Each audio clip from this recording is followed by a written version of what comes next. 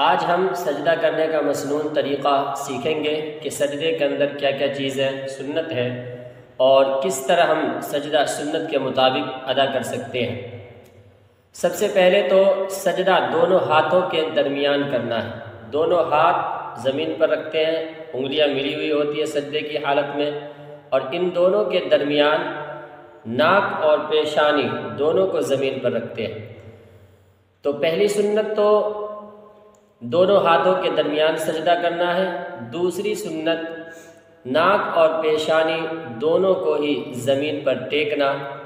تیسری سنت ران اور پیٹ کو الگ رکھنا۔ سجدہ کرتے وقت ان دونوں کو ایسے ملائیں گے نہیں، چپکائیں گے نہیں پیٹ سے، بلکہ الگ رکھیں گے، پیٹ کو رانوں سے الگ تنے رہیں گے تھوڑا سا۔ تو یہ تیسری سنت ہوئی۔ چوتھی سنت بازوؤں کو پہلوؤں سے الگ رکھنا، اس کو چپکانا نہیں بلکہ اس کو کھلا رکھنا۔ تو یہ تھی چوتھی سنت۔ پانچویں سنت کوہنیوں کو زمین سے الگ رکھنا۔ کوہنیاں زمین پر بچھائیں گے نہیں، کوہنیاں زمین سے اٹھی ہوئی ہوگی، یہ سنت طریقہ ہے۔ اگر کوئی کوہنیوں کو بھی زمین پر بچھا کر تب سجدہ کرتا ہے تو یہ سنت کے خلاف ہے۔ چھٹی سنت سجدے میں کم سے کم 3 مرتبہ سبحان ربی الاعلیٰ پڑھنا۔ سبحان ربی الاعلیٰ سجدے کی تسبیح ہے، اور سجدے میں کم سے کم 3 مرتبہ پڑھنا سنت ہے۔ تو سجدے کی چھٹی سنت ہوئی سجدے میں کم سے کم 3 مرتبہ سبحان ربی الاعلیٰ پڑھنا۔ ساتویں سنت سجدے کی حالت میں پیروں کی انگلیوں کو قبلے کی طرف موڑنا۔